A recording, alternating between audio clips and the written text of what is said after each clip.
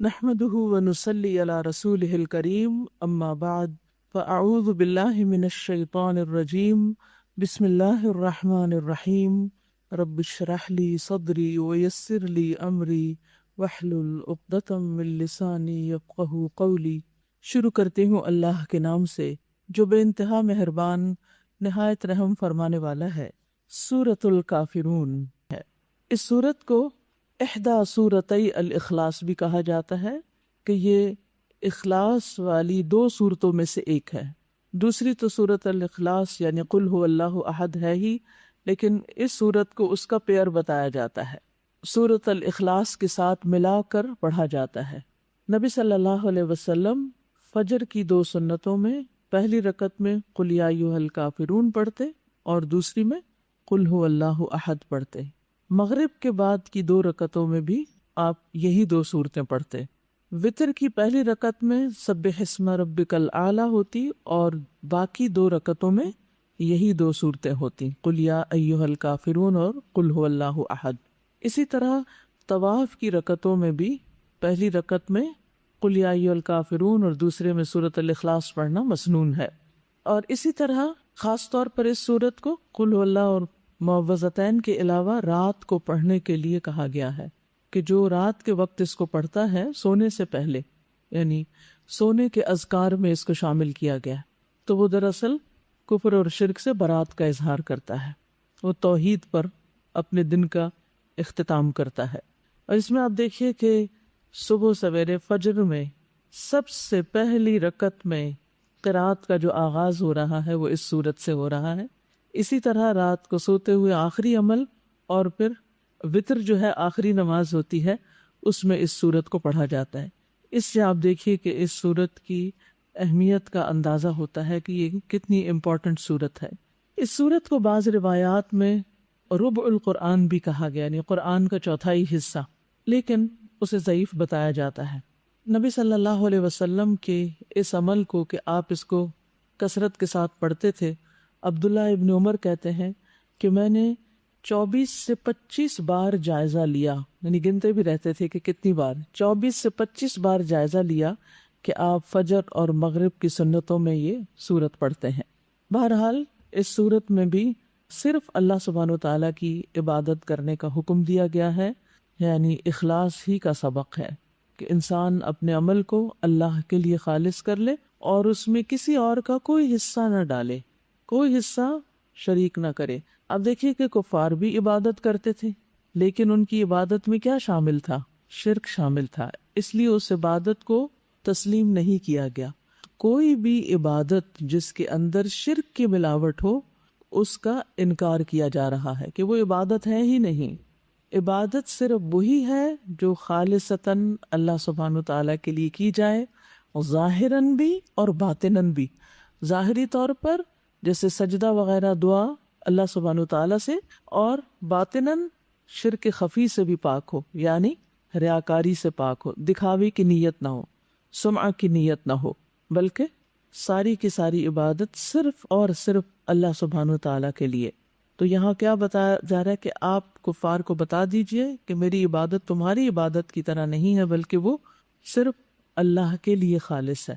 اس سبق کو ہمیں دن میں کئی بار پڑھنے کے لیے کہا گیا ہے، کئی بار اس کی یاد دہانی کرائی گئی ہے کہ ہم جو کچھ بھی کریں صرف اللہ کے لیے کریں۔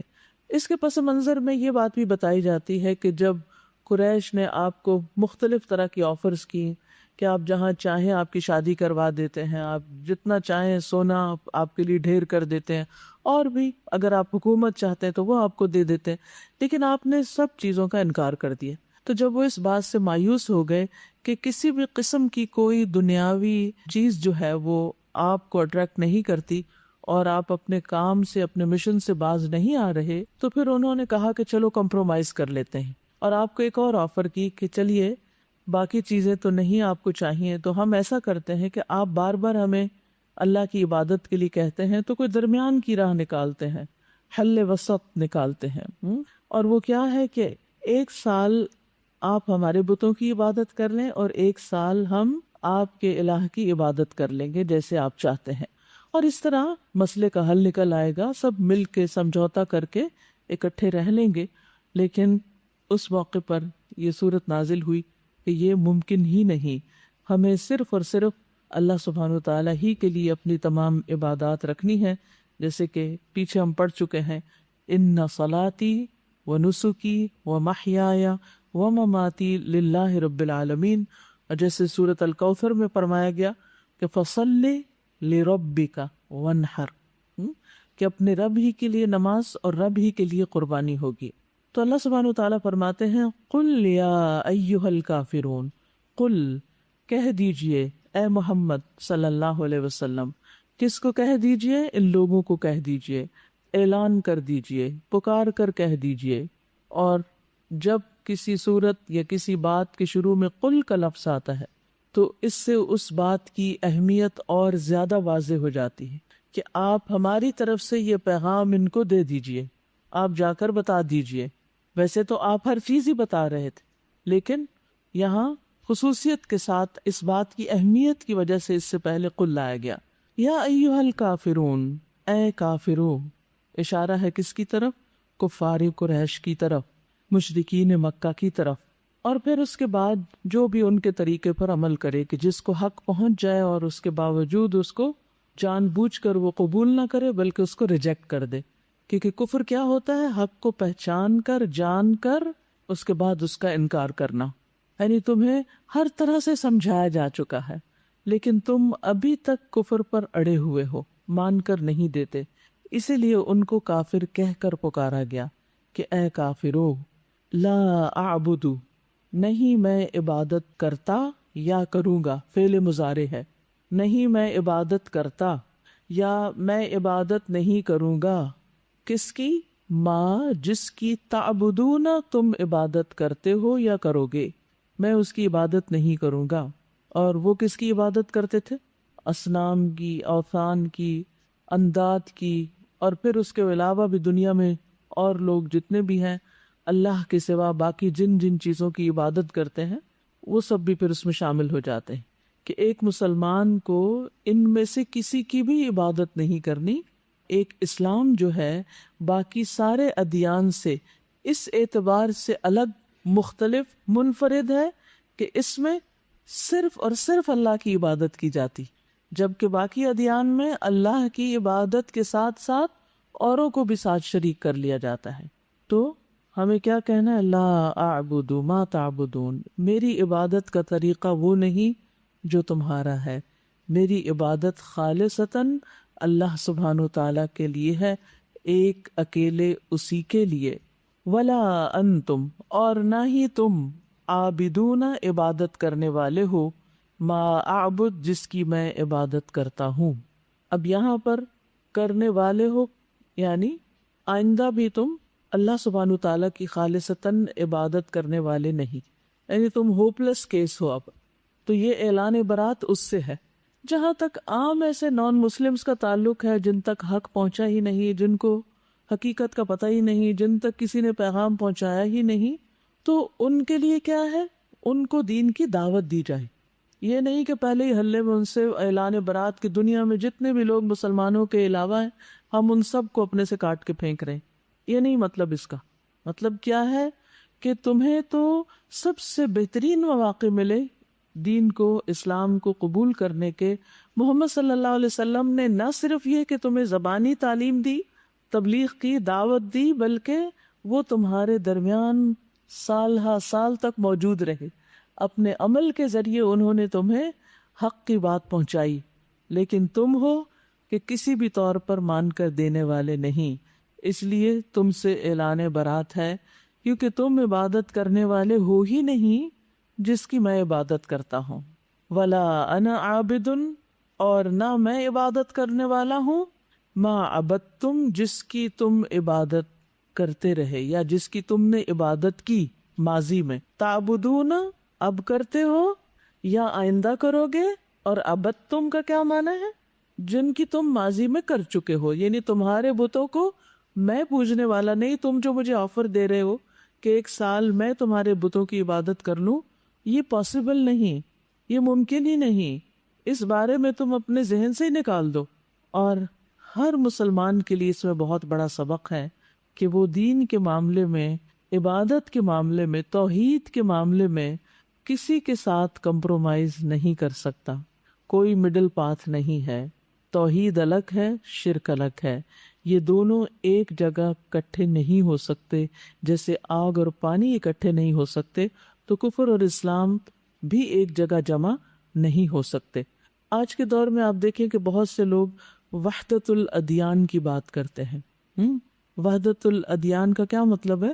کہ سارے دین ایک ہی ہیں اور سارے ہی اچھے ہیں، اور اس میں سے انسان جو چاہے چن لے۔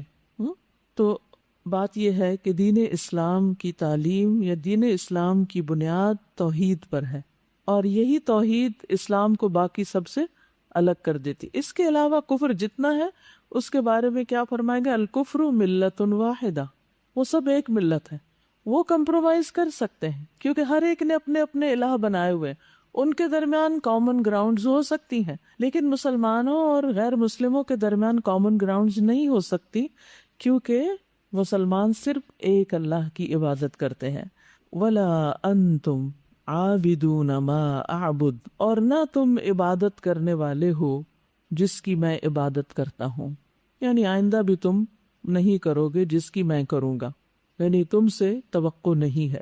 تو آپ کو یہ حکم دیا گیا کہ بہت کلیئرلی، ریپیٹڈلی، تاکید کے ساتھ، تکرار لفظی کے ساتھ ان کو بصراحت بتا دیجئے کہ یہ کمپرومائز نہیں ہو سکتا، کوئی گیو اینڈ ٹیک توحید کے معاملے میں نہیں ہو سکتا، حق اور باطل ایک جگہ اکٹھے نہیں ہو سکتے، اللہ سبحانہ وتعالیٰ کے ساتھ کسی اور کو شریک نہیں کیا جا سکتا عبادت میں۔ تو اس سے یہ پتہ چلتا ہے کہ اس صورت میں ماضی، حال، مستقبل، ہر زمانے، ہر دور، ہر جگہ پر اللہ سبحانہ وتعالیٰ کے علاوہ کسی اور کی عبادت سے منع کیا گیا ہے، اور مومن ہوگا ہی وہی، نجات ہے ہی اس کی کہ جو شرک سے اظہار برات کر دے۔ قرآن مجید میں سورۃ الزمر میں آتا ہے قُلْ أَفَغَيْرَ اللَّهِ تَأْمُرُونِّي أَعْبُدُ أَيُّهَا الْجَاهِلُونَ، اے جاہلو کیا تم چاہتے ہو کہ میں اللہ کے سوا کسی اور کی عبادت کروں؟ آپ انہیں بتا دیجئے کہ یہ نہیں ہو سکتا، کیونکہ وہ کیا چاہتے تھے؟ وَدُّوا لَوْ تُدْهِنُ فَيُدْهِنُونَ، کہ تم کمزور پڑو تو وہ بھی آرام کریں، ان کو بھی تھوڑا سکون ملے، کیونکہ وہ مخالفت کر کر کے اور لڑ لڑ کے بھی تھک چکے تھے۔ تو بہرحال لَكُمْ دِينُكُمْ وَلِيَ دِين، تمہارے لیے تمہارا دین، ولی دین، اور میرے لیے میرا دین۔ میرا دین توحید ہے اور تمہارا دین شرک ہے، لہذا تمہارے دین کا اقرار نہیں کیا جا سکتا۔ اور اس کا یہ مطلب نہیں کہ تمہارے لیے تمہارا دین تو تم جس دین پر ہو وہ ٹھیک ہے، یہ معنی نہیں ہے اس کا، یعنی تمہاری اپنی راہ ہے اور میری اپنی راہ ہے، جیسے سورۃ یونس میں کہا گیا آیت 41 میں وَإِن كَذَّبُوكَ فَقُلْ لِي عَمَلِي وَلَكُمْ عَمَلُكُمْ، پھر اگر وہ آپ کو جھٹلائیں تو انہیں بتا دیجئے کہ میرے لیے میرا عمل ہے اور میرا کام ہے، اور تمہارے لیے تمہارا عمل ہے۔ انتم بریئون مما اعمل وانا بریء مما تعملون، تم اس سے بری ہو جو میں کرتا ہوں، یعنی تم سے نہیں پوچھا جائے گا کہ میں نے کیا کیا، وانا بریء مما تعمل، اور میں اس سے برات کا اظہار کرتا ہوں جو تم عمل کر رہے ہو، تمہارے عمل کے اوپر میں گواہ نہیں ہوں، اس کا میں اقرار نہیں کرتا۔ لکم دینکم کا یہ مطلب نہیں کہ میں تمہارے دین کو اپروو کر رہا ہوں، مطلب یہ ہے کہ تمہارا دین تمہارے لیے، جیسے پیچھے بھی ہم نے پڑھا کہ دین کا ایک اور معنی بھی ہوتا ہے، اور وہ کیا ہوتا ہے؟ جزا، سزا، یعنی تم جو کر رہے ہو اس کا بدلہ تمہیں ملے گا، اور جو میں کر رہا ہوں اس کا بدلہ مجھے ملنے والا ہے۔ لیکن یہاں دین ہی کے معنوں میں ہے، اول معنی زیادہ بہتر ہے، اور مراد اس سے یہ ہے کہ لنا اعمالنا ولکم اعمالکم، ہمارے لیے ہمارے کام اور تمہارے لیے تمہارے کام، یعنی تم مجھے اس بات پر مجبور نہ کرو، نہ مجھے اس بات کے لیے کہو کہ میں تمہارے دین پر آ جاؤں، تمہارے طریقے اختیار کر لوں کسی بھی طرح، کسی بھی مفاد کے لیے، کیونکہ قیامت تک اندھیرا اور روشنی، شرک اور توحید الگ الگ ہیں، اکٹھے نہیں ہو سکتے۔ انسان کے سینے میں ایک ہی دل ہے، کیونکہ عبادت کا تعلق دل سے ہے نا۔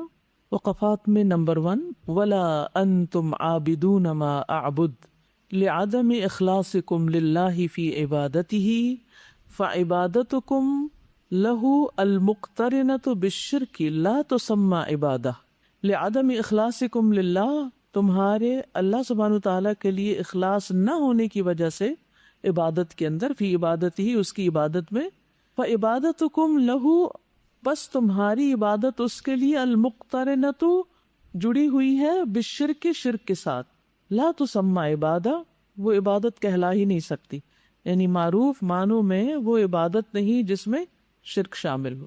السؤال من المعلوم ان کفار قریش کانوا یعبدون اللہ، یہ بات سب کو معلوم ہے کہ کفار قریش اللہ کی عبادت کرتے تھے۔ مثلاً کیا کیا کرتے تھے؟ خانہ کعبہ کا طواف کرتے تھے، حاجیوں کی خدمت کرتے تھے، حج بھی کرتے تھے، عمرے بھی کرتے تھے باقاعدہ ان کے، اسی طرح جیسے آج کے دور میں حج عمرے کے ٹرپس ہوتے ہیں، سارے قبائل عرب آتے تھے اور حج عمرہ کرتے تھے، اور قربانیاں بھی کرتے تھے، اور منی عرفات جاتے، سب کام کرتے تھے، اور اللہ کو بھی مانتے تھے۔ لیکن مشکل کیا تھی؟ اس کے ساتھ انہوں نے بت شریک کر لیے، تو ان کے اس سارے عمل کو باطل قرار دیا گیا، بھلے بظاہر وہ سارے ریچولز عبادت شمار ہوئے، لیکن چونکہ اس میں توحید نہیں تھی اس لیے اس کو عبادت نہیں مانا گیا۔ وَيَعْبُدُونَ غَيْرَهُ، اور اس کے علاوہ کی عبادت کرتے ہیں۔ فما وجہ نفی هذه الآیہ عبادتہم للہ، اس میں نفی کی وجہ کیا ہے؟ لأنها مقترنة بالشرک فلا تسمى عبادہ۔ نمبر 2، لکم دینکم ولی دین، استدل الامام ابو عبد اللہ الشافعی وغیرہ بهذه الآیۃ الکریمۃ علی ان الکفر کلہ ملۃ واحدہ۔ استدلال کیا ہے امام ابو عبداللہ الشافعی وغیرہ نے اس آیت کریمہ کے ساتھ اس بات پر کہ کفر سارے کا سارا ایک ہی ملت ہے، یعنی دنیا میں اصل میں دراصل دو ہی ملتیں، ایک مسلمانوں کی اور ایک کفار۔ لأن الادیان، کیونکہ ادیان جو ہیں، ما عدا الاسلام، اسلام کے علاوہ، کلھا کالشیء الواحد فی البطلان، سارے کے سارے ایک ہی چیز ہیں بطلان میں، یعنی باطل ہونے میں۔ السؤال الکفر ملۃ واحدہ، اشرح هذه العبارہ فی ضوء هذه الآیہ، اس آیت کی روشنی میں اس عبارت کی وضاحت کیجیے، تشریح کیجیے کہ اسلام کے علاوہ الادیان کلھا ما عدا الاسلام مشترک یا مجمع علی الباطل، یہ علی الشرک کہہ دی۔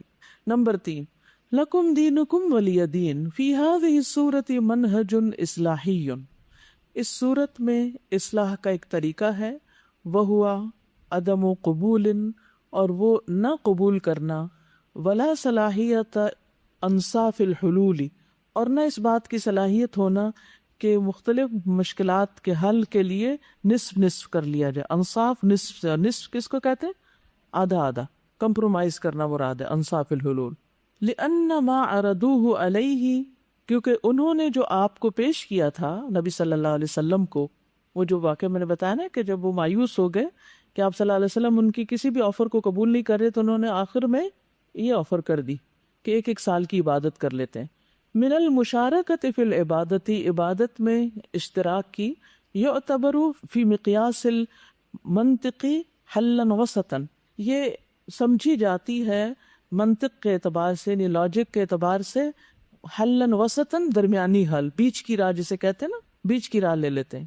لاحتمال اصابت الحق فی احد الجانبین، کیونکہ اس میں احتمال ہے حق تک پہنچنے کا کسی ایک جانب میں۔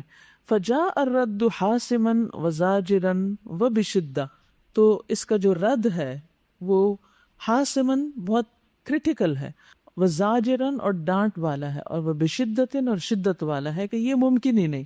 لأن فیہ، کیونکہ اس میں، ای فی ما اردوہ، جو انہوں نے آفر کی تھی، پیش کیا تھا، مساوات للباطل بالحق، حق کی باطل کے ساتھ مساوات کی بات ہے کہ دونوں ایک ہی ہو گئے پھر، حالانکہ حق ایک ہوتا ہے دو جانبوں میں سے۔ وفیہ تعلیق المشکلہ وفیہ تقریر الباطل ان ہوا وافقتہم ولو لحظہ، یعنی اس میں باطل کا اقرار کرنا ہے، ٹھیک ہے، اور جو مشکل ہے اس کا حل نہیں ہے بلکہ وہ معلق ہے، اگر میں اس کی ایک لمحے کے لیے بھی موافقت کر لوں، یہ اس کے ساتھ کمپرومائز کر لوں۔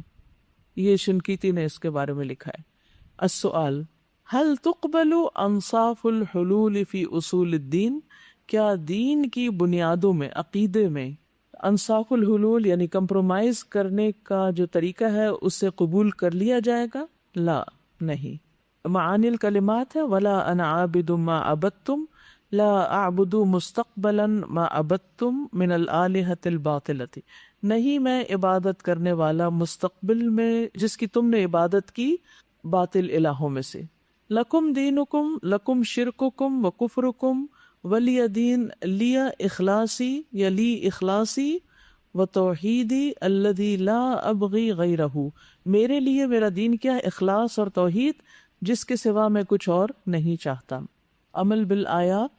اقرأ سورة الکافرون فی الرکعۃ الاولی و سورة الاخلاص فی الرکعۃ الثانیہ من سنتی الفجر والمغرب. اس کی پابندی شروع کریں، ٹھیک ہے؟ سورة الکافرون پہلی رکعت میں اور دوسری میں اخلاص فجر اور مغرب کی سنتوں میں. پہلی رکعت میں کافرون اور دوسری میں اخلاص. التوجیحات. خطورت تمیع مبادئ الدین و تقدیم التنازلات. یعنی دین کے جو اصول ہیں یا مبادی ہیں ان میں کمپرومائز کا خطرہ، و تقدیم التنازلات اور ان سے ودرا کرنا. تنازل ہوتا ہے ودرا کرنا. لکم دینکم ولی دین. السلام علیکم استاذہ، اس میں پہلے تعبدون آ رہا ہے نا فعل مضارع، اس کے بعد عابدون صفت آ رہی ہے نا، تو اس کی اگر تھوڑی سی آپ اس کی سر بلاغی بتا دیں. جو صفت ہوتی ہے نا عام طور پر فعل سے مختلف ہوتی، یعنی یہ ان کی مستقل عادت بن چکی ہے، یعنی انہوں نے آئندہ بھی یہ نہیں کرنا. السلام علیکم.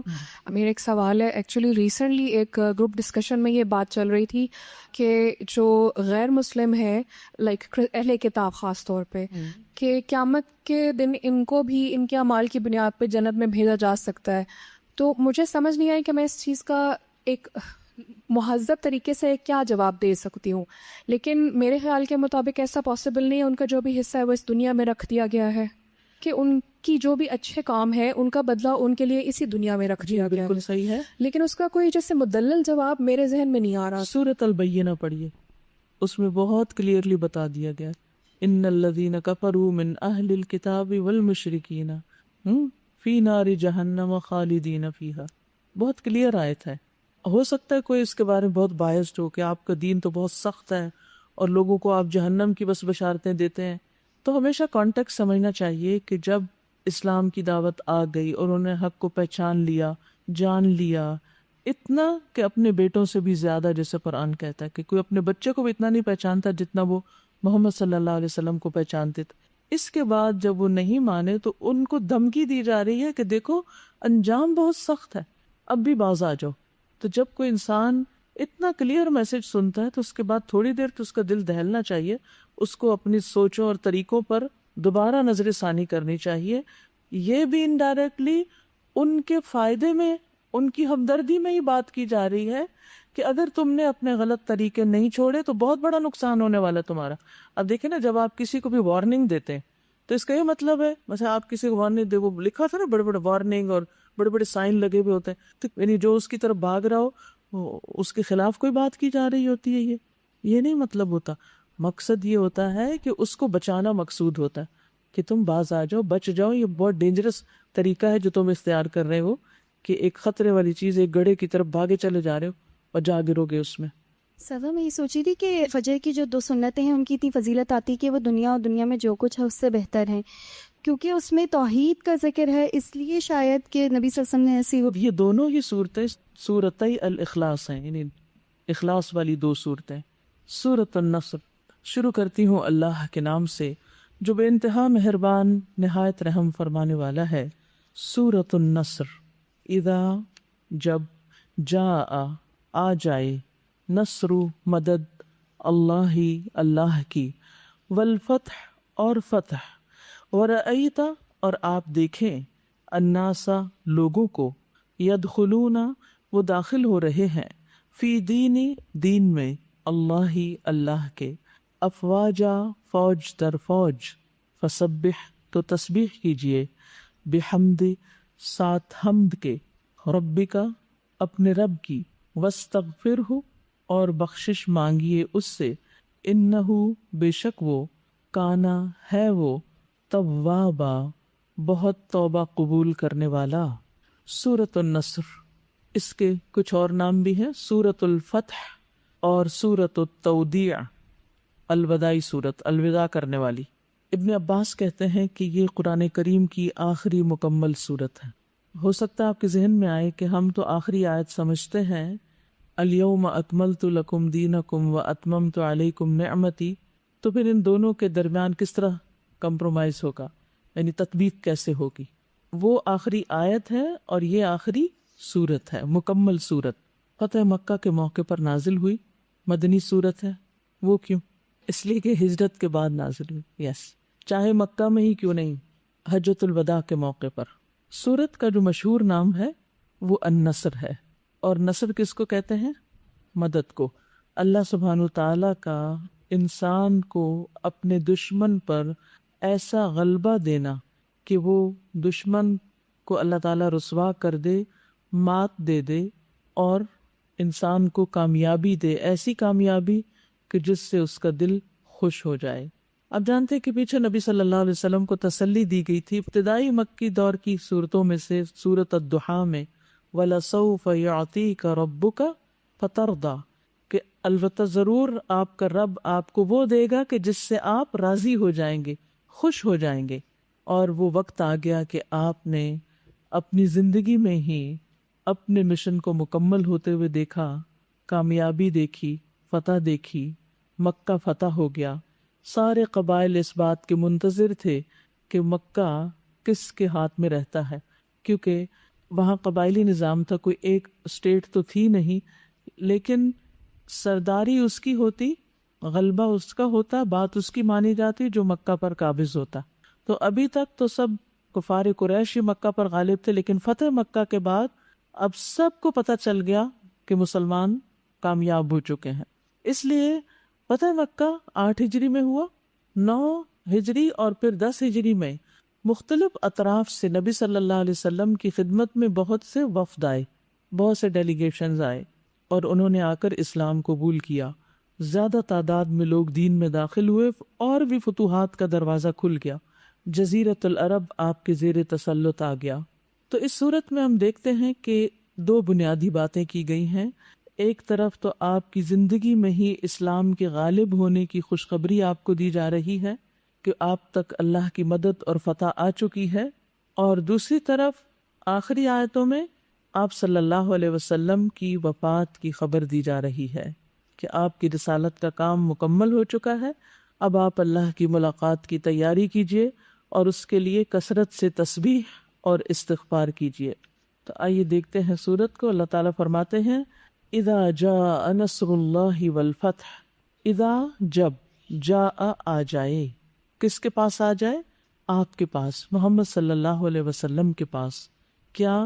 نصر اللہ، اللہ کی مدد، اللہ کی اعانت، یعنی نصر من عند اللہ، اللہ کے پاس سے آ جائے۔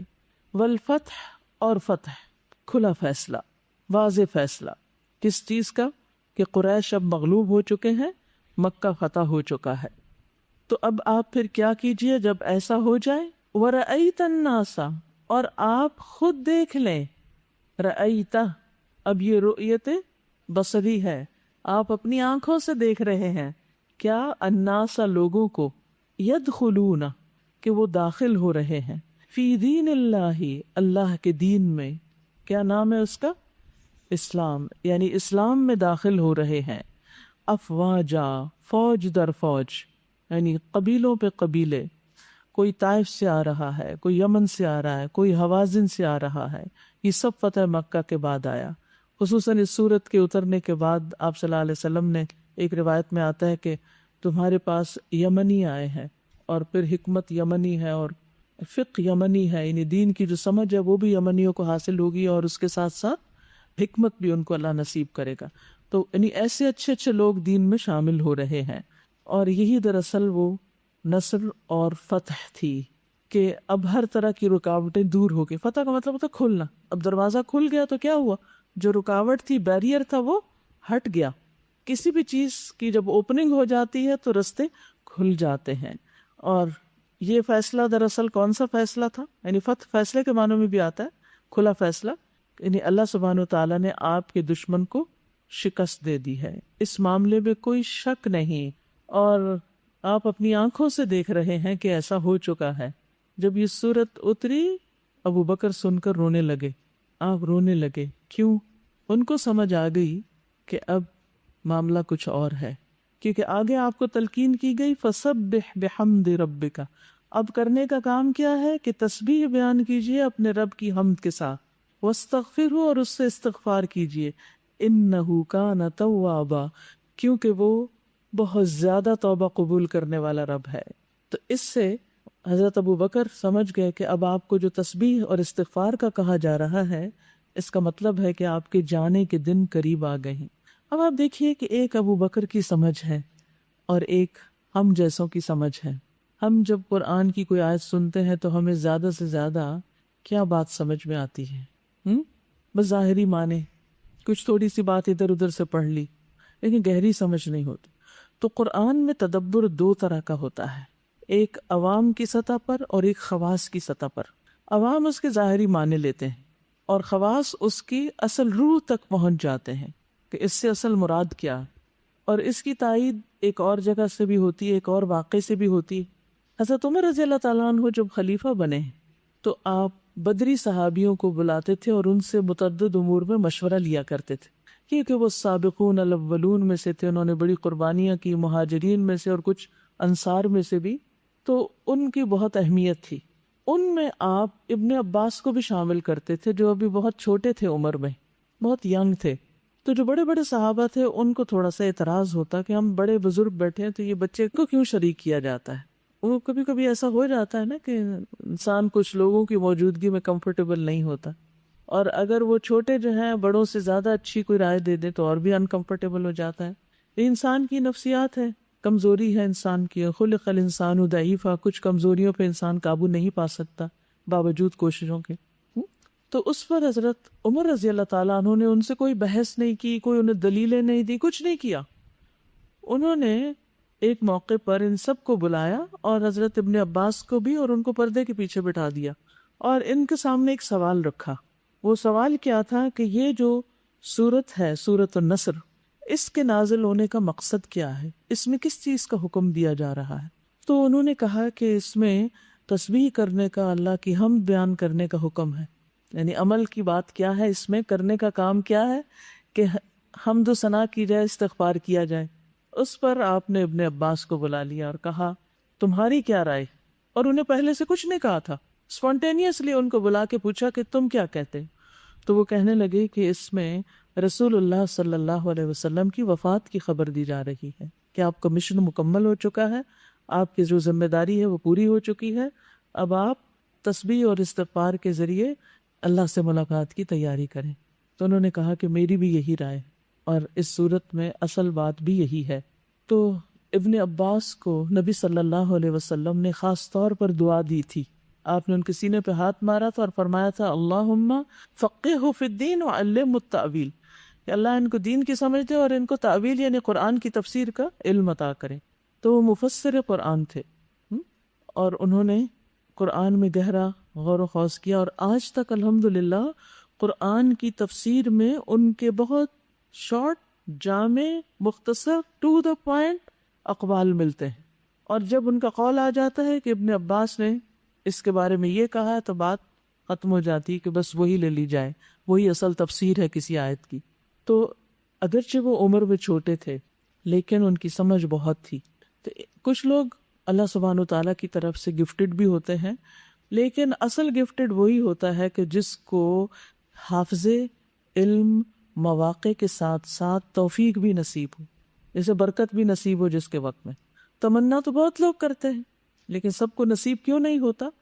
صلاحیتیں تو اللہ تعالیٰ نے بہت لوگوں کو دی ہوتی ہیں لیکن وہ ان سے استفادہ نہیں کرتے، غیر ضروری فضول لایانی چیزوں میں اپنا وقت ضائع کرتے ہیں، شیطان کے وسوسوں کا شکار ہو گئے، خود ساختہ مسائل کا شکار ہو گئے، اپنی توجہ اور اپنی ذہانت کو غیر ضروری کاموں میں لگائے۔ اور اب بھی یہی ہوگا، پڑھا تو آپ سب نے ہے لیکن ہر ایک کا آگے قرآن سے تعلق، اس کا سیکھنا اور سکھانا اور اس کی خدمت کا لیول مختلف ہوگا۔ تو اللہ سبحانہ و تعالیٰ سے دعا کیجیے کہ اللہ سبحانہ و تعالیٰ ہمیں بھی دین کی سمجھ دے اور ہمیں قرآن میں گہری نظر عطا کرے کہ ہم اس کی اصل روح تک پہنچے اور پھر اس پر عمل بھی کریں۔ اب اس میں آپ دیکھیے کہ آپ کو ایک طرح سے شکر ادا کرنے کے لیے کہا جا رہا ہے کہ اللہ نے آپ پر نعمت تمام کر دی ہے۔ ان الذی فرض علیک القرآن لرادک الی معاد، آپ کو اپنی منزل تک پہنچا دیا ہے جس نے آپ پر قرآن فرض کیا تھا۔ تو اس پر شروع میں تو کہا گیا تھا نا الا ان نصر اللہ قریب، اور یہاں پر اذا جاء نصر اللہ، وہاں مدد آنے کا وعدہ تھا، یہاں اب آ چکی، اور آپ دیکھ بھی رہے ہیں کہ آ چکی ہے۔ اب آپ کیا کریں؟ تسبیح کریں۔ سبح، تسبیح کا کیا معنی ہوتا ہے؟ تنزیح، اللہ تعالیٰ کی پاکی بیان کرنا کہ اللہ تعالیٰ ہر عیب اور نقص سے پاک ہے۔ لیکن صرف تسبیح نہیں، تسبیح کامل اس وقت ہوتی ہے جب اس کے ساتھ حمد شامل ہو، بحمدی، ساتھ حمد کے۔ اور حمد کیا ہوتا ہے؟ کسی کی صفات محمودہ جو ہوتی ہیں، یعنی قابل تعریف صفات کا ذکر کرنا محبت اور تعظیم کے ساتھ، اس میں محبت اور تعظیم شامل ہوتی ہے۔ اگر محبت اور تعظیم نہ ہو تو وہ تعریف کیا کہلاتی ہے؟ مدح کہلاتی ہے۔ بادشاہوں کی مدح ہوتی ہے، ہم اسے مدح اصل میں بولتے ہیں، لیکن لفظ مدح ہے۔ تو یہ مدح جو ہے وہ محبت اور تعظیم کے ساتھ نہیں ہوتی۔ یہی فرق ہے مدح اور حمد میں، حروف دونوں کے ایک جیسے ہی ہیں۔ مدح میں دال بیچ میں ہے اور حمد میں آخر میں، اس کے الٹ ہے، ٹھیک ہے؟ تو اللہ سبحانہ تعالیٰ کی مدح نہیں کی جاتی، کیا کیا جاتا ہے؟ حمد کی جاتی ہے، جس میں تعریف کے ساتھ محبت اور تعظیم بھی شامل ہوتی ہے۔ اور اللہ سبحانہ تعالیٰ کی جو صفات کاملہ ہیں اور صفات جلال و جمال ہیں، ان کی وجہ سے اس کی تعریف کی جاتی ہے۔ اور یہ افضل انواع التسبیح کہلاتی ہے جس میں حمد شامل ہوتی ہے۔ ایک تو ہم کہتے ہیں نا الحمدللہ، یہ بھی بہت اچھی ہے، لیکن ایک ہم کہتے ہیں سبحان اللہ و بحمدہ، اللہ کی تسبیح اس کی حمد کے ساتھ۔ فرشتوں کی یہی تسبیح ہے، وہ کیا کہتے ہیں؟ وَنَحْنُ نُسَبِّحُ بِحَمْدِكَ وَنُقَدِّسُ لَكَ، نُسَبِّحُ بِحَمْدِكَ۔ اسی لیے یہ کلمات جو ہیں میزان میں بہت باری ہیں، سبحان اللہ و بحمدہ، سبحان اللہ العظیم۔ اور اگر تعریف زبان سے کی جائے اور عمل سے کیا جائے تو اس کو کیا بولتے ہیں؟ شکر، اسے شکر بولتے ہیں، ٹھیک ہے؟ یعنی شکر کب ہوتا ہے؟ جب ہم عمل سے بھی اس تعریف کو ظاہر کرتے ہیں کہ واقعی ہم اللہ تعالیٰ کو بہت کچھ مانتے ہیں، اس کی اطاعت کرتے ہیں، اس کی فرما برداری کرتے ہیں۔ اور حمد جو ہوتی ہے یہ زبان کے ساتھ ہوتی ہے۔ حمد کس سے ہوتی ہے؟ زبان سے۔ اور شکر کس سے ہوتا ہے؟ عمل سے۔ یہ فرق ہے حمد اور شکر کے بیچ میں، جبکہ حمد میں شکر شامل ہے، ٹھیک ہے؟ بحمد ربک، اپنے رب کی، جس نے تمہیں سب کچھ عطا کیا، تمہارا رب، تمہارا اپنا۔ تو یہ جب ربکا ہوتا ہے نا تو اس سے ایک عجب سی خوشی ہوتی ہے انسان کو۔ واستغفرہ، اور اس سے استغفار کیجئے، یعنی اس سے اپنے گناہوں کی معافی مانگیے کہ اللہ تعالیٰ ان سے تجاوز کرے اور کمی کوتاہی کو ڈھانپ دے۔ انہ کان توابا، بے شک وہ بہت زیادہ توبہ قبول کرنے والا ہے۔ تو روایات میں آتا ہے کہ اس سورت کے نزول کے بعد آپ کثرت سے یہ پڑھا کرتے تھے سبحان اللہ و بحمدہ استغفر اللہ و اتوب الیہ، اور سجدوں میں اور رکوع میں یہ پڑھتے تھے سبحانک اللہم ربنا و بحمدک اللہم اغفر لی۔ اور یہ جو آتا ہے نا روایات میں آپ دن میں 70 سے 100 بار استغفار کرتے، وہ بھی اس سورت کے نزول کے بعد شروع ہوا۔ تو بہرحال آپ صلی اللہ علیہ وسلم کو بھی استغفار کے لیے کہا جا رہا ہے۔ اب ہو سکتا ہے کہ آپ کے ذہن میں یہ سوال پیدا ہو کہ آپ کو استغفار کے لیے کہا جا رہا ہے، آپ کے تو اگلے پچھلے سارے گناہ اللہ تعالیٰ نے پہلے ہی معاف کر دیے تھے۔ لِيَغْفِرَ لَكَ اللَّهُ مَا تَقَدَّمَ مِن ذَنبِكَ وَمَا تَأَخَّرَ، تاکہ اللہ تعالیٰ آپ کے اگلے پچھلے سبھی گناہ معاف کر دے۔ تو پھر کس بات پہ استغفار؟ آپ دیکھیے کہ ہمیں ہر نماز کے بعد استغفار کرنے کو کہا جاتا ہے۔ سلام پھیرتے ہم کیا کہتے ہیں؟ استغفر اللہ، استغفر اللہ، استغفر اللہ۔ نماز کے اندر سجدوں میں ہم کرتے ہیں سبحانک اللہم ربنا و بحمدک اللہم اغفر لی۔ اسی طرح باقی مقامات پر بھی، حج کے موقع پر بھی، باقی ذکر اذکار میں بھی استغفار کی بہت فضیلت ہے۔ کیوں؟ عبادات کے باوجود استغفار، احسان کے باوجود استغفار؟ جی ہاں، اس لیے کہ اللہ سبحانہ تعالیٰ کا حق تو ادا ہو ہی نہیں سکتا۔ مثلاً آپ نماز پڑھتے ہیں، کیا آپ پوری نماز میں پوری طرح اللہ سبحانہ تعالیٰ کی طرف متوجہ رہتے یا کوئی کمی بیشی ہو جاتی؟ صرف کسی ایک میں ہوتی ہے نماز میں، دن کی 5 نمازوں میں، ہفتے کی ساری نمازوں میں، ساری زندگی کی نمازوں میں کیا ہوتا ہے؟ آپ کوئی ایک نماز اپنی بتائیے مجھے کہ میں اس نماز پر 100% شور ہوں کہ یہ تو میری ضرور قبول ہوئی ہوگی۔ ہم تو عبادت کا حق ادا ہی نہیں کر سکتے۔ ما عبدناک حق عبادتک، اللہ ہم نے آپ کی عبادت کا حق ادا ہی نہیں کیا۔ صرف ہم نہیں کہتے، وہ فرشتے جو عرش اٹھائے ہوئے ہیں وہ یہ دعا کرتے ہیں کہ ما عبدناک حق عبادتک سبحانک ما احلمک۔ آپ کتنے حلم والے ہیں، ہم تو آپ کی عبادت کا حق ادا ہی نہیں کر سکتے۔ ما اکرمک، تو کون یہ کہہ سکتا ہے؟ پھر آپ دیکھیے داؤد علیہ السلام کو اللہ سبحانہ وتعالیٰ کیا فرماتے ہیں، اعملوا آل داود شکرا، اے آل داود شکر کے طریقے پر عمل کرو۔ تو پیغمبر ہونے کے باوجود اللہ کے بندے بھی ہوتے ہیں، انسان بھی ہوتے ہیں، اور اگرچہ ان کی عبادت اور ان کا مقام اور ان کا درجہ سب سے بڑا ہوتا ہے تمام انسانوں سے، لیکن جیسے ایک حدیث میں آتا ہے نا کہ اگر کوئی شخص اپنی زندگی کے اول سے آخر تک سجدے میں پڑا رہے تو بھی وہ اللہ تعالیٰ کا حق ادا نہیں کر سکتا۔ تو یہاں استغفار کس معنی میں ہے کہ حق تو یہ کہ حق ادا نہ ہوا۔ انہ کان توابا، وہ بڑا مہربان ہے، بے پناہ رحم کرنے والا ہے، بار بار توبہ قبول کرنے والا ہے، اسے پتہ ہے کہ بندوں کی کمزوریاں کیا ہیں، وہ ہمارے حال سے واقف ہے، اسی لیے اس نے عبادات کے ساتھ ساتھ ہمیں استغفار کا بھی حکم دیا ہے۔ تسبیح کی ویسے فضیلت کیا ہے؟ نبی صلی اللہ علیہ وسلم کو تو حکم دیا ہی گیا ہے، تو ہمارے لیے کیا حکم ہے کہ جب بھی ہم کوئی کام مکمل کر لیں تو کیا کریں؟ اللہ کی حمد و ثنا بیان کریں، اس کی تسبیح کریں اور ساتھ استغفار کریں کہ یا اللہ جو بھی ہم نے کمی کوتاہی کی ہے اپنے اس پڑھنے یا پڑھانے میں، اللہ اس کو معاف کر دے، ہم نے حق ادا نہیں کیا۔ اب جن لوگوں کی تکمیل ہو رہی ہے وہ کیا سمجھتے ہیں کہ انہوں نے سال بھر قرآن کو دے کر قرآن کا حق ادا کر دیا؟ نہیں۔ تو پھر کیا کرنا چاہیے جو کمی کوتاہی رہ گئی؟ کہ جو ہوا تیری رحمت سے ہوا، اور جو نہیں ہو سکا اس پر ہم معافی کے خواستگار ہیں۔ اور یہ جو تسبیح ہے سبحان اللہ و بحمدہ، یہ افضل کلام ہے جو اللہ نے اپنے فرشتوں اور بندوں کے لیے چنا۔ ایک حدیث کے مطابق نبی صلی اللہ علیہ وسلم نے فرمایا جو آدمی صبح و شام 100 بار سبحان اللہ و بحمدہ پڑھتا ہے، قیامت کے دن کوئی اس سے زیادہ افضل عمل نہیں لا سکتا سوائے اس کے جس نے اس کے برابر اس سے زیادہ پڑھا ہو۔ ہم صبح تو عام طور پہ پڑھ لیتے ہیں، شام کو پڑھنا بھول جاتے ہیں، تو شام کو پڑھنے کی بھی عادت ڈالیے۔ آپ صلی اللہ علیہ وسلم نے یہ بھی فرمایا کہ جو رات سے خوف کھائے کہ وہ اسے پریشان کرے گی، نیند نہیں آئے گی، طرح طرح کے وسوسے اور خیالات آئیں گے، چوروں کا ڈر ہے یا کچھ اور، یا مال کے ساتھ بخل کرے کہ وہ خرچ ہو جائے گا، یا دشمن کے سامنے بزدلی کرے کہ وہ اسے قتل کر دے گا، تو اسے چاہیے کہ وہ اس قول کی کثرت کر دے سبحان اللہ و بحمدہ، کیونکہ یہ اللہ کے نزدیک سونے کا پہاڑ اللہ عز و جل کے راستے میں خرچ کرنے سے زیادہ محبوب ہے، زیادہ پسندیدہ ہے۔ تو ان کلمات کی کثرت ہونی چاہیے، اور اللہ تعالیٰ کی رحمت پانے کا ذریعہ ہے، یعنی یہ تسبیحات کا پڑھنا، خصوصاً انگلیوں کے پوروں پر پڑھنا۔ اور ویسے بھی جیسے زبانی آپ پڑھ رہے ہیں نا، مثلاً یعنی کوئی گن نہیں رہے تو ساتھ کیا کریں، پڑھتے پڑھتے یعنی اپنی انگلیاں ٹچ کرنا شروع کر دیں، ٹھیک ہے، یہ عادت بنا لیں۔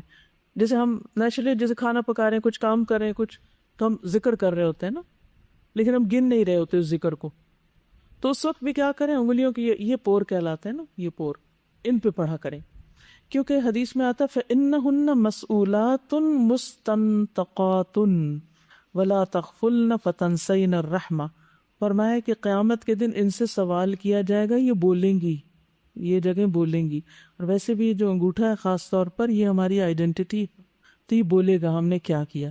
تو جب ہم پڑھتے ہوئے اس کے اوپر گننا شروع کر دیں گے، ان کو ساتھ شریک کر لیں گے، تو کیا ہوگا، یہ گواہی دیں گے، اور تم غافل نہ ہونا کیونکہ اس سے تم اسباب رحمت گنوا دو گی۔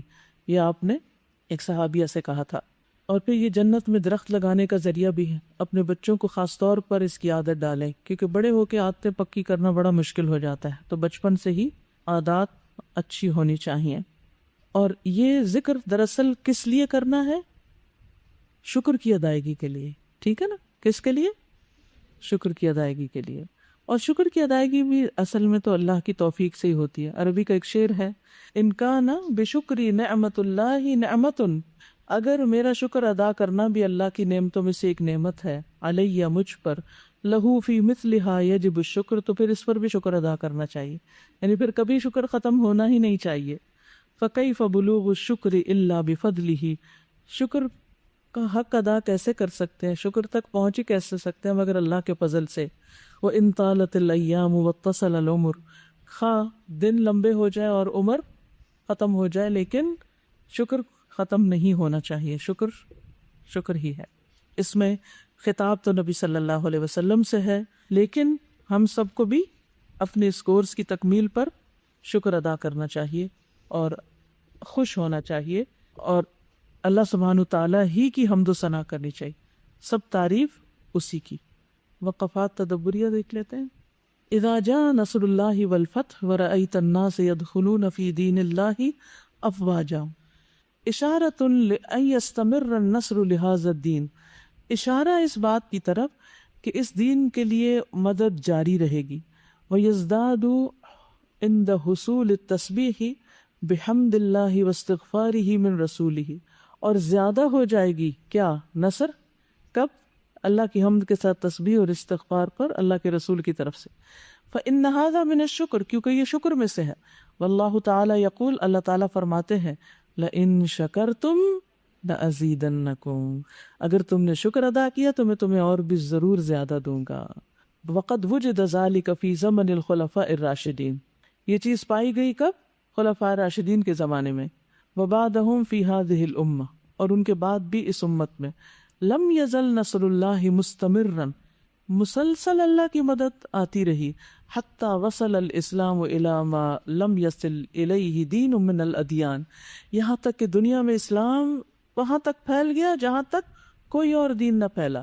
ودخل فیہ ما لم یدخل فی غیرہ، اور اس میں وہ داخل ہوا جو اس کے علاوہ کسی چیز میں نہیں. حتی حدث من الامت من مخالفت امر اللہ، یہاں تک کہ امت سے اللہ کے احکامات کی مخالفت ہوئی، اللہ کے حکم کی مخالفت ہوئی. ما حدث، تو پھر واقع ہوا جو واقع ہونا تھا. فابتلاہم اللہ، تو آزمائش میں ڈال دیا ان کو اللہ نے. بتفرق الکلمت، ان کی بات کے مختلف ہونے کے، ان کے آپس کے اختلاف کے. وتشتت الامر، اور کاموں کے بھی بکھرنے کے. فحصل ما حصل، تو حاصل ہوا جو حاصل ہوا.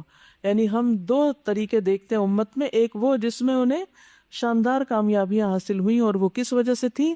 اللہ کی مدد کے آنے پر شکر ادا کرنے کی وجہ سے. اور جب شکر اور اللہ کی تعریف ختم ہوئی، یعنی اللہ کے احکامات کی نافرمانی شروع ہوئی، تو پھر آج دیکھ رہے ہیں کہ امت کا حال کیا ہے. السؤال، بین اہمیت التسبیح والتحمید والاستغفار فی نصر الامت والدین، دین اور امت کی مدد میں تسبیح، حمد اور استغفار کی اہمیت بیان کیجیے.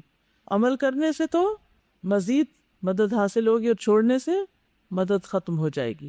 نمبر 5، اذا جاء نصر اللہ والفتح الامور الفاضلۃ تختم بالاستغفار، عمدہ امور یا فاضل یعنی بڑے بڑے کام جو استغفار پہ ختم ہوتے ہیں. کالصلاۃ والحج وغیر ذلک، نماز اور حج کی طرح. فامر اللہ لرسولہ بالحمد والاستغفار فی هذه الحال اشارۃ الی ان اجلہ قد انتہا. فامر اللہ لرسولہ، تو اللہ تعالیٰ کا اپنے رسول کو حکم دینا کہ وہ حمد اور استغفار کریں اس حال میں، یہ اشارہ ہے اس بات کی طرف کہ آپ کی زندگی بھی ختم ہو گئی ہے. جیسے نماز ختم ہونے پر استغفار ہے، حج کے آخر میں استغفار ہے، ایسے ہی آپ کی زندگی کے آخری حصے میں استغفار. تو خاص طور پر جو لوگ بزرگ ہو جائیں، عمر کے آخری حصے میں پہنچ جائیں، سارے کام کاج ختم ہو گئے، بچوں کی شادیاں ہو گئی، سب اپنے اپنے گھروں میں چلے گئے، ساری ذمہ داریاں پوری ہو گئیں، جاب سے بھی ریٹائر ہو گئے، بزنس بھی بچوں نے سنبھال لیے، اب فارغ ہیں، کس چیز میں وقت گزاریں؟ تسبیح اور استغفار میں.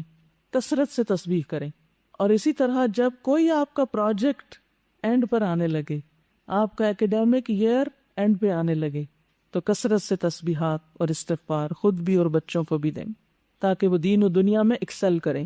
فَلْيَسْتَعِدَّ وَيَتَهَيَّأْ لِلِقَاءِ رَبِّهِ، چاہیے کہ وہ تیاری کریں اپنے رب کی ملاقات کے لیے.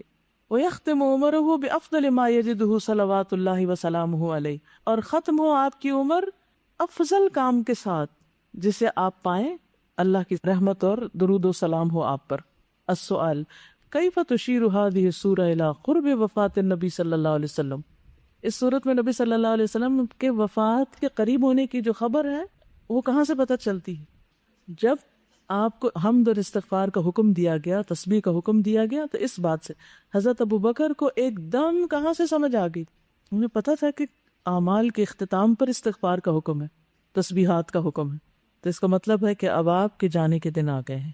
اللہ ہمیں بھی ایسی سمجھ دے کہ صرف ہم اوپر اوپر پر نہ رہیں، صرف ظاہری ترجمے پر نہ رہیں، بلکہ آیات کی روح تک پہنچیں کہ مقصود کیا ہے، مطلوب کیا ہے، ہم سے چاہا کیا جا رہا ہے. اور یہ صرف ایک دفعہ پڑھنے سے نہیں آتا، اس کے لیے کتنی دفعہ پڑھنا پڑتا ہے؟ بار بار. کب تک پڑھنا پڑتا ہے؟ حتیٰ یأتیک الیقین، موت تک. قرآن صرف ایک بار پڑھ کے ختم کر کے مکمل کر کے رکھ دینے کی چیز نہیں ہے، جہاں سے اختتام ہوگا وہیں سے آغاز ہو جائے گا اور ہو جانا چاہیے انشاءاللہ.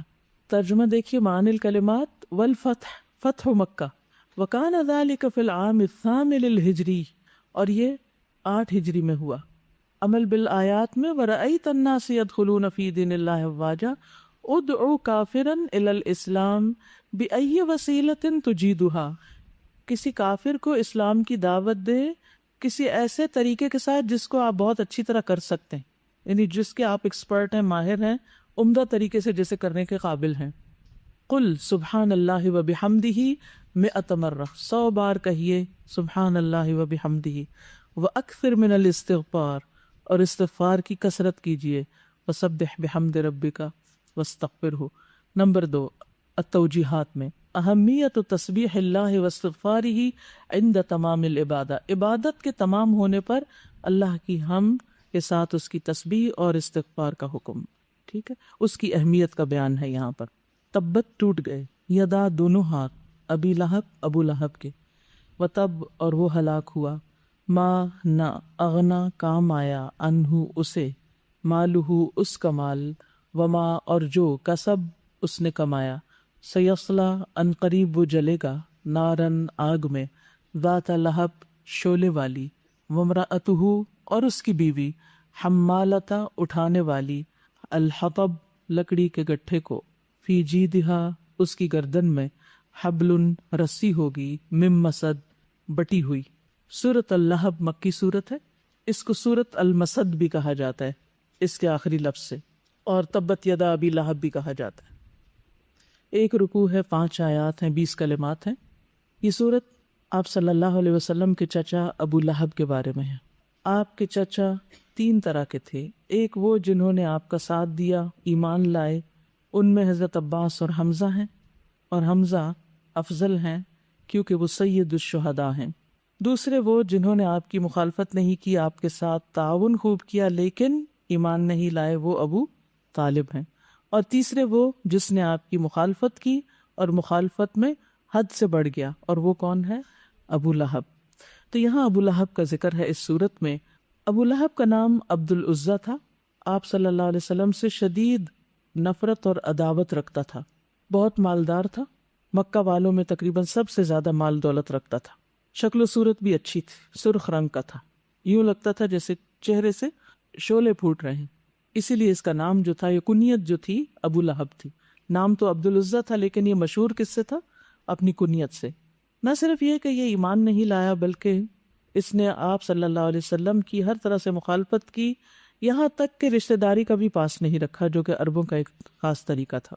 ایک خاص واقعے کا ذکر کیا جاتا ہے اس سورت کے نزول کے پس منظر میں، اور واقعہ یہ ہے کہ نبی صلی اللہ علیہ وسلم کو جب یہ حکم دیا گیا کہ وَأَنذِرْ عَشِيرَتَكَ الْأَقْرَبِينَ اور فَاصْدَعْ مَا تُؤْمَرْ، کہ اب آپ سر عام دعوت دیجئے، تو آپ صلی اللہ علیہ وسلم مکہ کی ایک پہاڑی پر، بطحا کی طرف ایک پہاڑی پر چڑھے. بعض کہتے ہیں کوہ صفا تھے.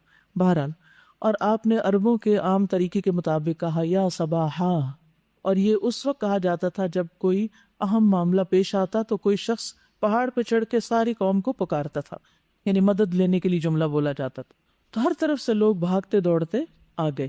بخاری اور مسلم کی روایت میں آتا ہے کہ آپ صلی اللہ علیہ وسلم نے فرمایا کہ دیکھو لوگو، اگر میں تمہیں یہ کہوں کہ دشمن تم پر اس پہاڑی کے پیچھے سے صبح یا شام حملہ کرنے والا ہے تو کیا تم میری بات مانو گے؟ تو ان سب نے کیا کہا تھا؟ یہ واقعہ آپ سیرہ میں پڑھ چکے ہیں۔ کیا کہا تھا؟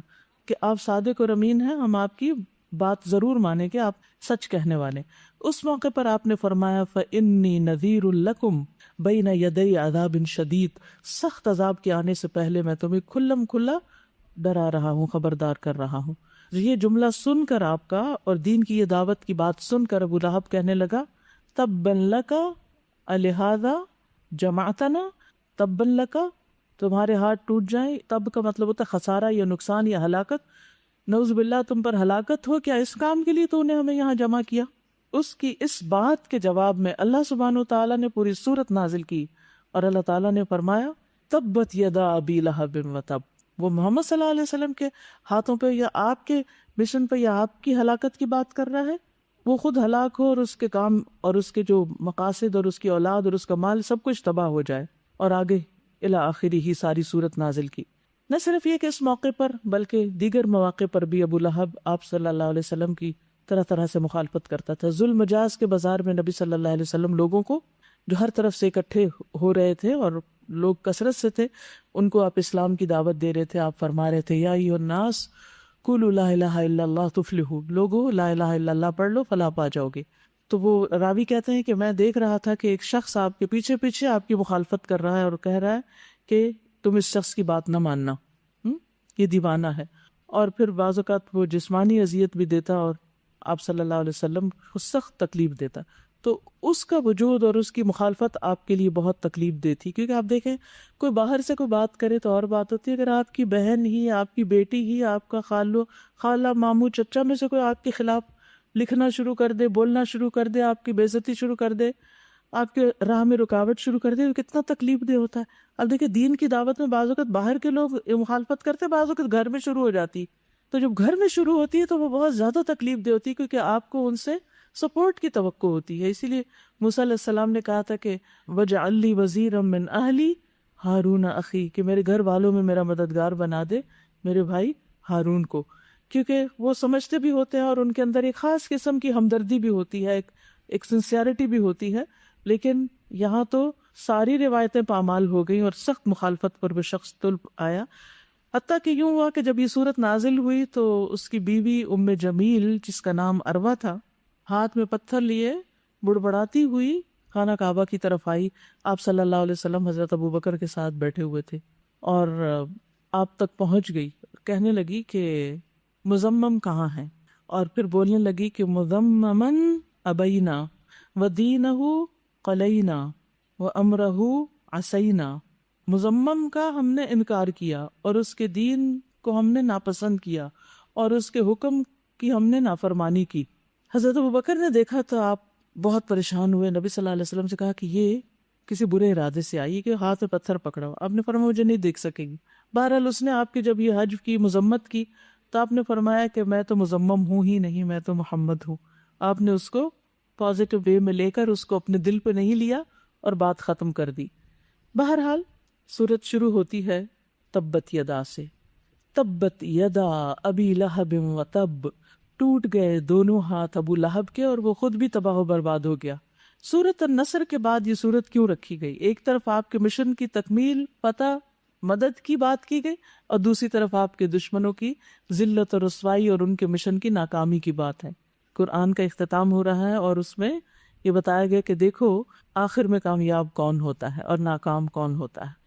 صرف ایک شخص ہے جس کا نام لے کر قرآن مجید میں اس کی مذمت کی گئی ہے اور اس کے لیے جہنم کی اور شعلوں کی سزا سنائی گئی ہے، اور وہ ہے کہ جس نے سب سے زیادہ آپ کی مخالفت کی۔ تبت یدا، تبت کا لفظ جو ہے نا تب یتب، تبن اور تباب سے ہے، ٹوٹنا اور خسارے میں پڑنا، ہلاکت میں پڑنا۔ وما کید فرعون الا فی تباب، یعنی فرعون کی ساری چالیں جو ہیں وہ بربادی اور نامرادی پر مبنی ہیں. وما زادوہم غیر تتبیب، قرآن میں دوسری جگہ پر یہ الفاظ آتے ہیں. تو دونوں ہاتھ ٹوٹ جائیں، تبت ماضی کا صیغہ ہے اور بعض اوقات دعائیہ بھی ہوتا ہے، یعنی امر کے معنوں میں بھی آتا ہے. تو یہاں ایک طرح سے بد دعا دی گئی. ٹوٹ گئے یا ٹوٹ جائیں دونوں طرح ترجمہ کیا جاتا ہے. دونوں ہاتھ ابو لہب کے، دونوں ہاتھ کی بات اس لیے کی گئی کہ انسان اکثر کام ہاتھوں سے ہی کرتا ہے. ذالک بما قدمت یداک. پھر اسی طرح انسان جب کسی کو گالی دیتا ہے تو ہاتھوں سے اشارہ کرتا ہے، تانے دیتا ہے، یہ اس طرح کر کے لڑائی جھگڑا کرتا ہے. اور پھر یہ ہے کہ اس نے کہا جاتا ہے کہ اپنے ہاتھوں کے اشاروں سے کہا تھا کہ میں اول تو جہنم میں نہیں جاؤں گا، اگر گیا بھی یا میرا حساب ہوا بھی تو اپنے بیٹوں کو فدیے میں دے کے خود چھوٹ جاؤں گا. کہا تبت یدا ابی لہب، دونوں ہاتھ اس کے ٹوٹ گئے. دونوں کیوں؟ یدا سے مراد مال اور اولاد دونوں بھی لیے جاتے ہیں، یعنی ہاتھوں کے معنوں میں بھی، کیونکہ وہ کام کرتے ہیں اور کوششوں کی علامت ہوتے ہیں. کوشش کی علامت ہاتھ ہوتا ہے. اور دوسری طرف دوسرا معنی کیا؟ مال اور اولاد. نہ مال کام آیا اور نہ اولاد کام آئی. اب ہوا کیا تھا؟ جب وہ مر گیا تو مال تو ساتھ نہیں گیا، اور اولاد کا تو حال یہ تھا کہ جب وہ فوت ہو گیا، کہتے ہیں کہ اس کو جنگ بدر کے بعد ایک بیماری ہوئی تھی عدسہ نام کی، جو طاعون کی بیماری سے ملتی جلتی ہے اور اس میں بھی گلٹی ہوتی. تو بہرحال جیسے چیچک ہوتی ہے یا اس طرح کی بیماریاں، وہ مر گیا. اتنا بدبودار تھا اس کا جسم کہ کوئی قریب نہیں جاتا. 3 دن تک اس کی لاش پڑی رہی، گلنے سڑنے لگی اور کوئی پاس نہیں پٹکتا تھا. بہرحال بعض روایتوں میں آتا ہے کہ اس کے بچوں نے کچھ حبشیوں کو کچھ پیسے دے کر اس کو پھکوایا گڑھے میں، گڑھا کھدوا کے، اور قریب کوئی نہیں پھر بھی پٹکا. دور سے لکڑیوں کے ذریعے اس کو دھکیل کر اس گڑھے میں پھینک دیا گیا. تو اب بچے بھی پاس نہیں آئے اور مال بھی کام نہ آیا. وہ تب، اور اس نے خود بھی نقصان اٹھایا، برباد ہو گیا. تبت اور تب، ما اغنا عنہ مالہ، نہ کام آیا اس سے اس کا مال اس کے کسی کام نہ آیا. قرآن مجید میں ایک اور جگہ پہ آتا ہے وما یغنی عنہ مالہ اذا تردی، جب وہ خود ہلاک ہو گیا تو اس کا مال اس کے کس کام آئے گا. اور قیامت کے دن بھی انسان کہے گا ما اغنا عنی مالیہ ہلک عنی سلطانیہ وما کسب، اور جو اس نے کمایا. کمائی میں کیا آتا ہے؟ مال اور اولاد دونوں آتے. حدیث میں آتا ہے ان اولادکم من کسبکم، تمہاری اولاد تمہاری کمائی میں سے ہے، یعنی انسان کی کمائی شمار ہوتی. یعنی اس کے پاس مال بھی تھا، اولاد بھی تھی، وسائل سب کچھ تھے. اس کے باوجود چونکہ اس نے اسلام دشمنی کی، محمد صلی اللہ علیہ وسلم کی مخالفت کی، تو وہ ناکام ہو گیا. سیصلا، ان قریب جلے گا. کہاں؟ نارن، آگ میں. نارن نکرہ ہے، کیا معنی نکلتا ہے؟ بہت بڑی، تفخیم کے لیے فخامت النار، بہت زیادہ آگ. ذات لہب، جو شعلوں والی، بھڑک رہی ہے. کیونکہ وہ اپنے حسن و جمال کی وجہ سے ابو لہب کہلاتا تھا، تو اسی مناسبت سے اس کی سزا بھی سنائی گئی. وامرأتہ، اور اس کی بیوی بھی ام جمیل، جو ابو سفیان کی بہن تھی، عروہ بنت حرب بن امیہ. حمالۃ الحطب، جو ایندھن اٹھانے والی تھی. حمالہ کا مطلب ہے بہت زیادہ اٹھانے والی، الحطب ایندھن. ایک معنی اس کا یہ کیا جاتا ہے کہ وہ نبی صلی اللہ علیہ وسلم کے راستے میں جنگل سے ایندھن اٹھا کے لکڑیاں وغیرہ کانٹوں والی وہ آپ کے راستے میں بکھیر دیتی، کیونکہ ہم سائے تھے بالکل نیکسٹ ڈور. تو جب آپ تہجد کے لیے نکلتے تو پریشان ہوتے کیونکہ آپ کے راستے میں کانٹے بچھائے ہوتے، ہرڈلز ڈالے ہوئے ہوتے تھے. دوسرا معنی یہ ہے کہ وہ ایندھن اٹھانے والی. اس کا ایک مجازی معنی یہ، فگریٹو معنی یہ لیا گیا ہے کہ وہ لوگوں کے درمیان چغلیاں کرتی، فساد ڈلواتی تھی. مفسدہ کے معنوں میں ہے، یعنی لڑائی کی خاطر دوڑی پھرتی. نبی صلی اللہ علیہ وسلم کی بہت مخالفت کرنے والی تھی. چونکہ حمالہ ہوتا ہے کوشش سے اٹھانے کا معنی ہوتا ہے، بہت زیادہ اٹھانے والی. اور کہا یہ جاتا ہے کہ چونکہ وہ بھی اپنے شوہر کے ساتھ مشن میں شریک تھی اور آپ کی بہت خلاف تھی. کہتے ہیں اس کا ایک قیمتی ہار تھا جس کو وہ پکڑ پکڑ کے کہتی تھی کہ میں اسے لات و عزیٰ کی قسم محمد کی عداوت میں خرچ کر دوں گی. اور یہی ہار اس کے لیے عذاب کا سبب بن گیا. اس لیے فرمایا فی جیدہا حبل من مسد، اس کی گردن میں رسی ہوگی مسد کی. مسد ہوتا ہے کھجور کی چھال یا مونج کی رسی. کھجور کو کوٹ کے جو رسی بنائی جاتی ہے اور اس کے خوب بل دیے جاتے ہیں، لیف اس کو کہتے ہیں، وہ گلے میں ہوگی اس کی قیامت کے دن. اس سے اس کو گھسیٹا جائے گا اور اس کی کمر پر بہت شدید بوجھ ہوگا، ایندھن ہوگا اور اس کو وہ جلا رہا ہوگا. اور یہ بھی کہا گیا کہ وہ شوہر جس آگ میں بھڑک رہا ہوگا اس میں وہ ایندھن لالا کے اور بھڑکائے گی. دنیا میں جیسے اس نے شوہر کا ساتھ دیا، اس کے کہنے اور باتوں میں آ گئی، آخرت میں بھی وہ اس کی مددگار ہوگی، اس کی سزا میں اضافے کی. اب دیکھیے کہ اس سے بہت اہم بات پتہ چلتی ہے کہ جو شخص کسی کی گمراہی میں اس کا مددگار ہو، قیامت کے دن بھی وہ اس جیسی سزا بھگتے گا، اس سزا میں بھی اس کے ساتھ ہوگا. کوئی یہ نہیں کہہ سکتا میں تو بڑا مجبور تھا، میں تو اس کے تابع تھا، فلاں نے مجھے بھڑکایا، فلاں غیبت کرتا تھا تو میں سنتا تھا. نہیں، آپ اپنے کام کے خود ذمہ دار ہیں. تو اس لیے انسان کو بہت سوچ سمجھ کے کسی کا ساتھ دینا چاہیے، ظلم میں کسی کا ساتھ نہیں دینا چاہیے، گناہ کے کاموں میں، دین کی مخالفت کے کاموں میں نہیں دینا چاہیے. اور اس کے برعکس اگر کوئی نیکی کے کاموں میں کسی کی مدد کرتا ہے تو الدال علی الخیر کفاعلہ. اور اب دیکھیے کہ اس یہاں پر رسی کی بات کی گئی تو کچھ لوگوں نے قرآن کا جو مذاق اڑاتے ہیں، کہتے ہیں اچھا رسی وہاں جل نہیں جائے گی، وہ جو کھجور کی بٹی ہوئی رسی ہوگی. تو بات یہ ہے کہ جب لوگوں کے جسم جلنے کے باوجود وہاں زندہ رہیں گے تو سزا والے جو آلات ہیں وہ بھی اپنی اصلی حالت میں رہیں گے. دیکھیے آگ کب جلاتی ہے، کیوں جلاتی ہے؟ جب اس کو اللہ تعالیٰ کی طرف سے حکم دیا جاتا ہے کہ جلاؤ. اور جس چیز کو اگر اللہ حکم دے قلنا یا نار کونی بردن، تو وہ پھر نہیں جلاتی. تو اس رسی کو اور اس ایندھن کو جیسے اللہ حکم دے گا ایک چیز کو جلائے گی اور ایک کو نہیں جلائے گی، کیونکہ وہ اللہ کے حکم کے تابع ہے. میری اور آپ کی نہ عقل کے تابع ہے اور نہ ہی اس کے. ایک اور چیز جو یہاں خاص طور پر سمجھنے والی ہے، اور وہ ہے جو کچھ ہم گلے میں پہنتے ہیں، چاہے وہ رسی کی طرح بٹا ہوا دوپٹہ ہو یا ہار ہو یا کچھ، ان چیزوں کو بھی اللہ کے حکم کے تابع کر لینا چاہیے. ہار اور خوبصورت زیور پہن کے سب کی نمائش کے لیے سب کے سامنے نہیں بیٹھ جانا چاہیے، یا اپنی تصویریں اتار کے سب کو دکھانی نہیں چاہیے. ایسا نہ ہو کہ یہی سجاوٹ کی چیزیں قیامت کے دن مصیبت بن جائیں. اور اسی طرح ایک وقت میں فیشن آیا تھا کہ دوپٹوں کو رسی کی طرح بل بل بل دے کے پھر اس کو اسی طرح گردن میں لٹکا لیا جاتا تھا، سینے پہ کچھ نہیں ہوتا تھا. تو اس سے بھی باز آنا چاہیے، کیونکہ قرآن مجید میں خاص طور پر سینہ ڈھکنے کا حکم ہے. کیا حکم ہے؟ پڑھیے آیت کو. وَلْيَضْرِبْنَ بِخُمُرِهِنَّ عَلَى جُيُوبِهِنَّ. انہیں چاہیے کہ اپنے خمار اپنے سینے پہ ڈالیں. اب یہ جو دوپٹہ لیس کلچر آ گیا ہے نا کہ پارٹیز میں اور ویسے بھی دوپٹے کے بغیر، یعنی بعض کپڑوں کے ساتھ اب دوپٹہ ملتا بھی نہیں ہے، یا یہ کہ دوپٹے سے بے پرواہ ہو کر سب کے سامنے اپنی زیب و زینت کی نمائش کرنا، اس معاملے میں بھی احتیاط برتنے کی ضرورت ہے. کیونکہ بعض اوقات جو ہماری زیب و زینت ہے وہ مردوں کے لیے اور محرم رشتہ داروں کے لیے بھی اٹریکشن کا باعث بن جاتی. کل رات مجھ سے کسی خاتون نے سوال کیا کہ میرے سسر نے میرے ساتھ زنا کیا، کیا میں اسے زہر دے کے مار سکتی ہوں؟ کیونکہ یعنی کہ دین میں سزا ہے کہ ایسے شادی شدہ شخص کو مار دو، قتل کر دو، رجم کر دو. تو اب آپ سوچئے کہ وہ پھر جب یہ ہم کچھ سن لیتے ہیں اور پھر اس کا اپنے پاس سے مطلب نکال لیتے ہیں. لیکن میں یہ سوچ رہی تھی کہ بعض اوقات ایسے بہت سے کیس دبے ہوئے ہوتے ہیں. ایک دن پہلے کوئی کزن کا مسئلہ بتا رہا تھا کہ چھوٹی سی تھی اور کزن نے مسلسل اس کے ساتھ زیادتی کی، اور اب شادی آ رہی ہے تو شدید خوف کا شکار ہے. ایسے بے پناہ، یعنی کوئی دن نہیں شاید جاتا جب اس قسم کو کوئی قصہ کہانی نہ سننے کو ملے. یعنی لوگ مسائل ہی ڈسکس کرتے ہیں، اب آپ کو تو نہیں پتہ کون ہے ABCD، لیکن یہ معاشرے کے مسائل بہرحال ہیں. اب اس میں آپ دیکھیے کہ جہاں مرد حضرات زیادتی کرنے والے ہیں اور ظلم کرنے والے ہیں عورتوں پر، وہاں عورت کو کس طرح رہنا چاہیے. اپنے محرم رشتے، اگر بھائی ہے، بیٹا ہے، شوہر کے علاوہ گھر میں دیور ہے، سسر ہے، تو یہ نہ کہیں کہ سسر تو محرم رشتے دار ہیں اس لیے اس کے سامنے میں جیسے چاہوں پھر لوں. آپ ہو سکتا ہے اس کے لیے بھی فتنے کا باعث بنیں. تو عورت گھر میں بھی اپنے سینے پہ دوپٹہ ڈالے رکھے، یہ حیا کی علامت ہے.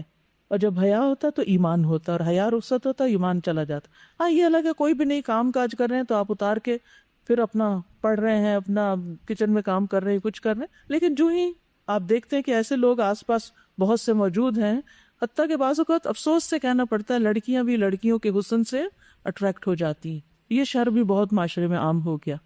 یعنی لیزبین اور گیز اب عام ٹرم ہے جس کو آپ دیکھتے ہیں. تو اس میں کیا دوسری پارٹی زیادہ قصوروار ہے یا پہلی پارٹی بھی حصے دار ہے؟ یعنی جو زینت کی نمائش کر رہا ہے کیا وہ بھی حصے دار نہیں ہے؟ وہ دعوت دے رہا ہے نا.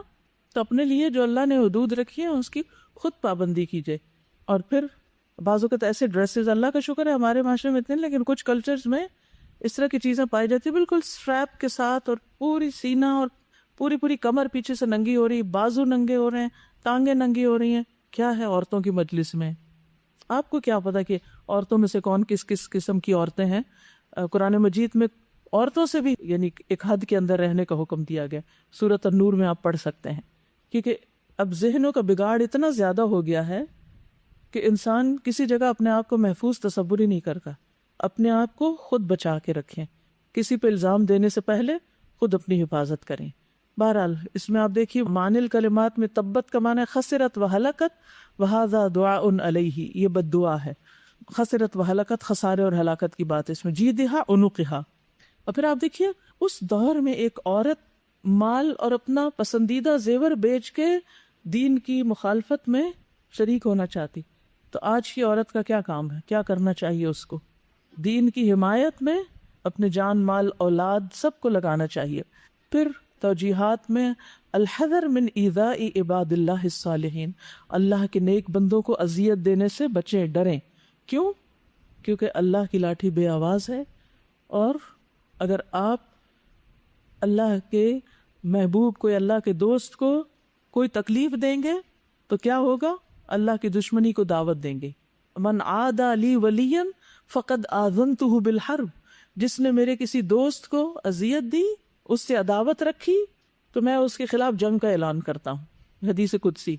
اور وقفات تدبریہ میں تبت یدا ابی لہب وتب عرف بہذا ان الانتماء الى الصالحین لا یغنی الا ان وقع الاقتداء بهم فی افعالهم. اس بات سے پتہ چلا کہ صالحین کے ساتھ تعلق، انتماء ہوتا ہے کسی سے نسبت، لا یغنی کام نہیں آئے گی، الا مگر ان وقع الاقتداء بهم فی افعالهم، ان کے کاموں میں جب تک ان کی پیروی نہ کی جائے تو صرف ان سے تعلق فائدہ نہیں دے گا. لأنہ عم النبی صلی اللہ علیہ وسلم، کیونکہ وہ تو نبی صلی اللہ علیہ وسلم کا چچا تھا، آپ کا خون تھا، آپ کے خاندان میں سے تھا، لیکن اس کے باوجود اس کے لیے سب سے بڑی وعید آئی ہے قرآن میں. اگر کوئی بچ سکتا تو ابو لہب رشتہ داری کی بنا پہ بچتا پھر، لیکن ایسا نہیں ہوا. السؤال هل ينفع علو النسب اذا كان بلا عبادہ، کیا نسب کی بلندی فائدہ دے گی کہ ہم سید ہیں، ہم ہاشمی ہیں، ہم قریشی ہیں، ہم فلاں ہیں فلاں، کیا اس بنا پہ کوئی بچ سکتا ہے اللہ کے عذاب سے؟ ہرگز نہیں، جب تک عبادت نہ کرے. وضح ذلك من الآیہ، آیت سے اس کی وضاحت کیجئے، اوپر موجود ہے. نمبر 7 وامرأته حمالۃ الحطب کانت زوجته، یہ اس کی بیوی تھی ابو لہب کی. وکانت عونا لزوجها، اور یہ اپنے شوہر کی مددگار تھی. علی کفرہ وجحودہ وعنادہ، اس کے کفر، انکار اور دشمنی میں. فلہذا تکون یوم القیامۃ عونا علیہ فی عذابہ فی نار جہنم، اسی وجہ سے قیامت کے دن وہ جہنم کی آگ میں اس کے عذاب پر اس کی مددگار ہوگی. ولہذا قال حمالۃ الحطب فی جیدہا حبل من مسد، یعنی تحمل الحطب، وہ اٹھائے ہوئے ہوگی حطب کو. فتلقی علی زوجہا، اپنے شوہر پہ ڈالے گی. لیزداد فی نار جہنم، تاکہ وہ جہنم کی آگ میں اور زیادہ ہو. السؤال بین اہمیت اختیار الزوجۃ الصالحہ من خلال هذه الآیہ، نیک بیوی کو اختیار کرنے کی اہمیت بتائیے and vice versa اس آیت کی روشنی میں. کیونکہ شوہر بیوی ایک دوسرے کے جب تک ہم خیال نہ ہو، مددگار نہ ہو، تو عام طور پر بڑی مشکلات ہوتی ہیں. تو اس لیے انسان کی کوشش یہی ہونی چاہیے کہ شادی کی بنیاد دین ہو. لیکن افسوس کے ساتھ کہنا پڑتا ہے کہ آج کل دینداری بھی ظاہر میں رہ گئی ہے، جس کے نتیجے میں کیا ہو رہا ہے، لوگ پھر مزید دین سے متنفر ہو جاتے ہیں. تو دین کا لحاظ اور پاس رکھیے، اپنے قرآن کا لحاظ اور پاس رکھیے. یہ آپ کے لیے ایک ڈھال ہونی چاہیے کہ میں نے قرآن پڑھ رکھا، میں ایک دیندار لڑکی ہوں، مجھے اپنی زبان سے کوئی گالی گلوچ نہیں کرنی، مجھے اپنے حجاب کا خیال رکھنا، مجھے اپنے نمازوں کا، اپنے دینی شاعر کا خیال رکھنا ہے، کیونکہ میں ایک پڑھی لکھی لڑکی ہوں، دین سمجھنے والی، تاکہ لوگ دین سے متنفر نہ ہوں. ایسا نہ ہو کہ ہم زبان سے تو تبلیغ کریں اور عمل ہمارا خلاف